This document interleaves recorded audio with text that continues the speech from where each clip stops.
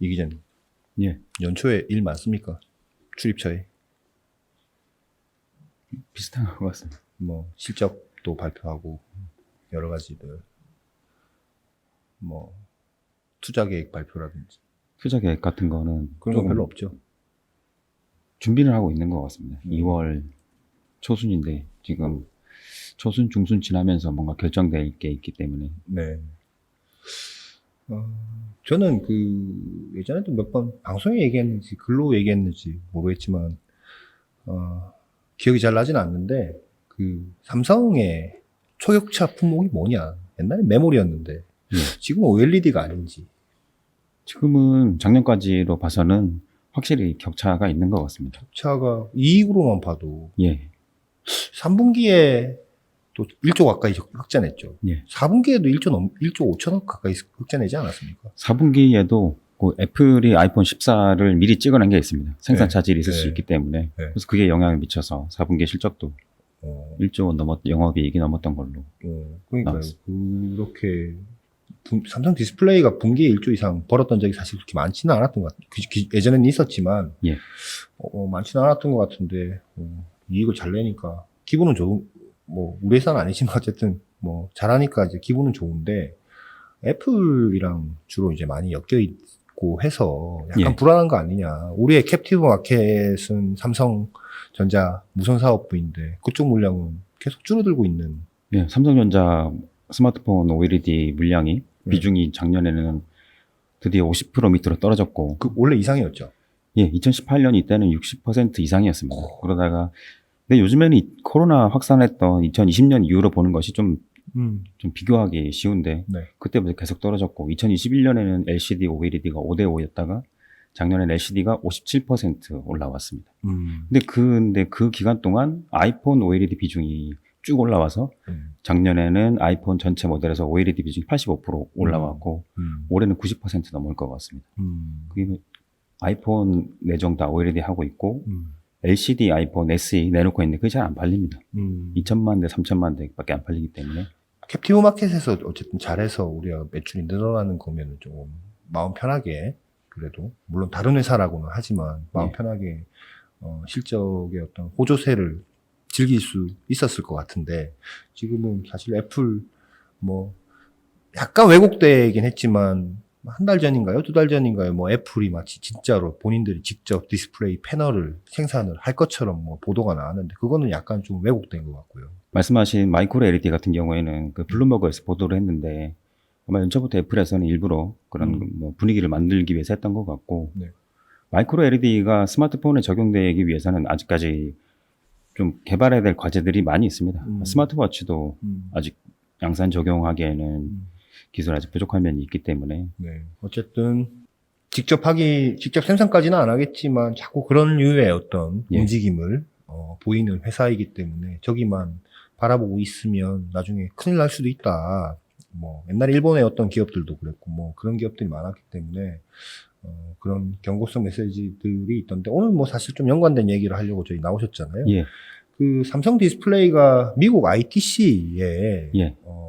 리퍼브, 수리용이죠. 예. 네, 수리용, 리퍼브용 OLED에 대한 특허 침해 조사를 신청을 했습니다. 그 궁극적인 타겟이 있습니까? 중국 BOE로 보면 될 것 같습니다. 강력하게 정리를 좀 해주시죠.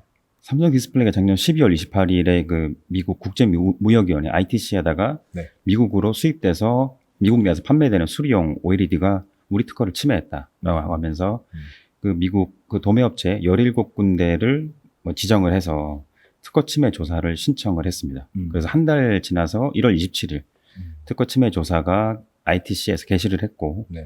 그래서 만약에 ITC에서 한 14개월, 18개월 정도 조사를 한 다음에 특허 침해라고 결론 내리면은 그 해당 OLED 패널에 대해서는 수입이 금지될 수 있습니다.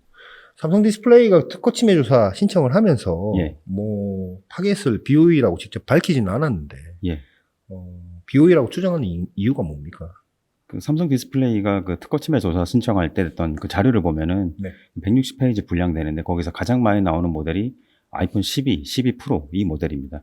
아이폰 12 모델이 그 BOE가 리퍼브용으로 처음 승인받았던 모델이고, 그리고 삼성 디스플레이가 그 주장한 것처럼 다이아몬드 픽셀 특허, 본인들이 가지고 있는 특허를 침해해서 뭐 OLED를 그렇게 많이 만들어서 미국에 수출할 수 있는 업체는 중국의 BOE밖에 없습니다. 삼성 디스플레이가 특허 침해 조사 신청하면서 미국의 도매 업체 예. 17군데를 피신청인으로 지정을 예. 했어요. 이 사람들이 다 BOE 패널을 쓴다는 얘기입니까? 예, 수리할 BOE 때? 패널, 예. 네. 이 업체들이 사서 직접 수리까지 해주는 것인지 아니면 또 다른 사설 업체에 파는 건지는 좀 더 확인을 해봐야 되는데 그래서 그 업체들이 가져와서 그 판매되는 패널이 네. 삼성 디스플레이가 내온 그 자료에 보면은 중국 선전등에서 생산되는 것 같긴 한데 누가 어디서 만드는지 불분명하다. 이렇게 얘기를 했습니다. 그래서 좀 전에 말씀드린 것과 연관지어 생각해 보면은 BOE밖에 없지 않나. 그 정도로 대량으로 만들 수 있는 회사는. 예. 그 작년 1월에 삼성 디스플레이가 실적 발표하면서 컨퍼런스 콜에서 특허 심해에 대해서 우리가 강력하게 대응을 할 준비를 하고 있다. 예. 얘기를 했었고 올해 이제 작년 4분기 실적을 발표하면서 굉장히 강경하게 대응하겠다. 특허에 대해서 침해하는 거에 대해서 이렇게 밝혔어요. 예, 작년 1월에 2021년 4분기 실적 발표할 때 그 특허 침해에 대해서 뭐 다양한 방법을 강구하고 있다 이렇게 얘기를 했고 얼마 안 지나서 중국 BOE 같은 업체들한테 특허 침해를 경고를 했습니다. 특허 침해를 경고를 했고 작년 말에는 ITC에 특허 침해 조사를 신청했습니다. 그리고 이번 2022년 4분기 실적 발표하기 전 한 사흘 전에 ITC에서 특허 침해 조사를 개시를 했기 때문에 삼성 디스플레이가 그 실적 발표할 때 또 얘기했습니다. 제소했다고는 표현을 썼는데 정확히 말하면 제소는 아니지만 이해를 돕기 위해서 제소했다고 표현한 것 같습니다. 특허 침해 소송을 직접 제기할 수도 있었을 텐데 굳이 예. ITC를 통해서 그렇게 한 이유는 뭘까요? 두 가지 이유가 있을 건데 ITC가 좀 빨리 나옵니다. 결론이 14개월에서 18개월. 근데 특허 침해 소송은 민사 소송이기 때문에 2, 3년 걸립니다. 시간이 너무 많이 걸리고 네. 그리고 고객사 문제가 있는데 ITC 특허 침해 조사는 리퍼브용이기 때문에 고객사의 사업에 직접적인 영향은 없습니다. 없죠. 애플, 삼성전자 네. 없는데 특허 침해 소송을 직접 제기를 하게 되면은 당장 고객사의 그 물량 확보라든지 차질이 생길 수 있기 때문에 소송을 제기하면은 삼성 디스플레이와 애플, 삼성전자 사이에 좀 마찰이 생길 수 있습니다. 그걸 피하면서 애플과 삼성전자의 이해관계가 어긋나지 않거나 또는 일치할 수 있는 그래서 리퍼브용에 대해서 특허 침해 조사를 신청한 것 같습니다. 굉장히 합리적이면서 효율적으로 뭔가 예. 법적인 어떤 조치를 취했다라고 볼 수 있는 것 같은데 근데 이번에 아까 말씀드린 대로 피신청인이 17군데인데 예. ITC가 수입 금지를 해도 예. 뭔가 다른 업체를 통해서 수입을 할 수 있는 거 아니에요? 예, 그래서 삼성 디스플레이가 요청한 것은 그 일반적 배제 명령이라고 해서 같은 행태를 보이는 어떤 그 수입해서 판매하는 것에 대해서 다 수입을 금지해달라 이렇게 요청을 했습니다. 그렇게 되면 17개 업체가 뭐 대표 명의를 바꾼다든지 해서 할 수 있는 행위를 차단할 수 있는 것이고 근데 만약 그게 안 될 수도 있으니까 그렇다면은 뭐 제한적인 배제 명령을 내려달라. 그거는 17개 업체 우리가 이번에 피신청인으로 지목한 업체들에 대해서는 수입을 금지해달라 이렇게 요청을 했습니다. 근데 그 미국에 있는 그 국제무역위원회 ITC가 예. 뭔가 침해를 했다 뭐 이런 결정을 내리기 전에 보면 기존의 판단들을 보면 뭔가 공익적인 요소도 이제 많이 뭐랄까요 그 요소도 따진다고는 하는데 예. 이게 뭐 소비자의 최종 소비자의 권리 뭐 이런 것들을 수리권 뭐 좀 부각이 될 거란 얘기도 있는 것 같던데요. 예, 국제 무역위원회 특허 침해 조사에서 침해라고 결론이 나오고 수입 금지를 하기 전에는 공익이라든지 자국 내 산업에 미치는 영향을 다 고려를 합니다. 이거 수입 금지를 했을 경우에 소비자들이 아예 못 구할 수도 있다든지 아니면은 그 대체품이 없을 수 있는 경우가 있기 때문에 네. 그래서 그런 면을 고려하는 것인데 그 전에 먼저 이게 단순히 값이 싸다고 해서 이건 공익으로 인정되지는 않습니다. 네. 국제무역위원회에서 판단을 할 때. 근데 최근에 뭐 미국, 유럽, 우리나라도 약간 좀 생기고 있는데 소비자 수리권에 대해서 관심이 커지고 있습니다. 내가 비싸게 주고 샀으니까 이 소비자가 어떻게 처분하든 간에 그 제조해서 판매했던 업체는 좀 관여하지 뭐 말라든지 뭐 내가 어디서 수리를 하든 간에 예. 네. 그리고 제품을 쉽게 만들어서 일반인이라도 뜯어서 수리할 수 있게 제품을 만들어야 된다. 이런 움직임이 커지고 있는데 그래서 꼭 공식 서비스 센터가 아니라고 하더라도 사설 수리 업체에서 사용할 수 있도록 수리할 수 있도록 해야 된다는 주장이긴 하지만 근데 그렇다고 해서 그 업체들이 특허 침해품을 수입해서 판매할 수 있도록 허용해야 한다. 이건 좀 다른 문제이기 때문에 특히 미국은 특허를 중요하게 생각하고 있어서 소비자의 권리도 있지만 또 다른 예. 기업의 권리를 침해하면서까지 뭔가 수리권을 인정할 수까지는 없다. 뭐 이런 얘기로 좀 들리는군요. 보통은 특허 분쟁을 하면 예. 상대방도 반격을 하지 않습니까? 뭐 무효 소송, 특허 무효 소송, 예. 무효 심판이라고 합니까? 심판도 있고 소송도 있습니다. 아, 그래요? 심판이 빠르기 때문에 심판을 많이 하는 것이고. 빠르기 때문에. 예. 근데 ITC의 이 특허 침해 조사에서는 상대방이 할 수 있는 조치들이 있습니까?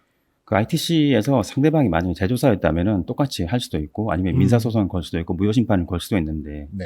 이번에 삼성 디스플레이가 피신청으로 지목한 업체 17개 도매 업체들이 삼성을 상대로 직접 소송을 제기할 것 같지는 않습니다. 특허 무효심판을 제기할 수는 있는데 네. 이미 지금 ITC에서 침해 조사가 들어갔기 때문에 P탭에서 진행하는 무효심판이 빨리 진행된다고 하더라도 ITC에서는 그냥 자기 일정대로 쭉 나갈 가능성이 크다고 봐야 됩니다. 그래서 맞소송이 벌어진다든지 뭐 무효심판 때문에 ITC 뭐 조사가 뭐 지연된다든지 이러지는 않을 것 같습니다.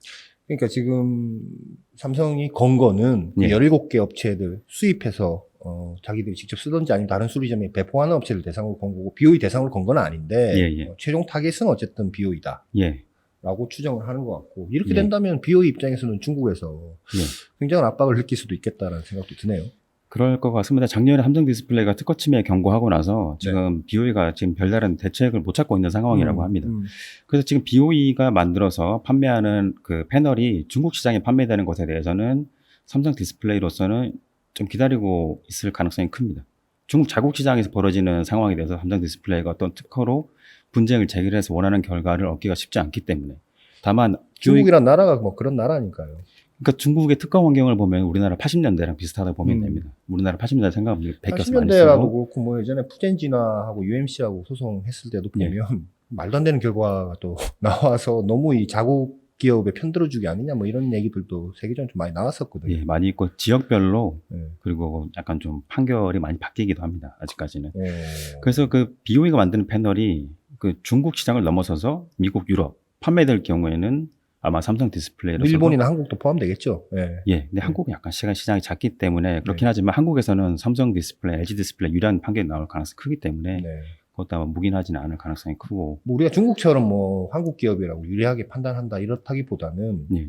뭐 당연히 나와야 될 판결 뭐 이것도 뭐 저희 어떤 관점이고 견해니까요. 뭐 중국이라는 나라는 이 특허에 대한 하여튼 좀 이제까지 나온 판결이나 이런 것들을 보면 중국에서 뭔가 중국 기업을 상대로 특허 침해를 해서 이겼다는 기업을 제가 들은 적이 별로 없는 것 같아서.